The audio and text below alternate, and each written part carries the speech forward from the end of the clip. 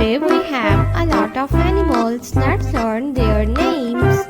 The first animal is a rhino. This is a rhino. A rhino is a wild animal. The next animal is a camel. This is a camel. A camel is a farm animal. The next one is a hippo. This is a hippo. This is a bird. The next one is a monkey. A monkey is a wild animal. The next one is a zebra.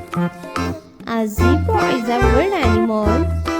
The next animal is a peacock. A peacock is a farm animal. This is alligator. Alligator is a wild animal.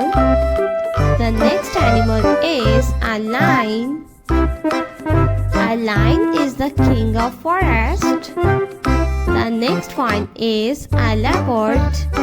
This is a leopard. Giraffe. This is giraffe. The next one is a tiger.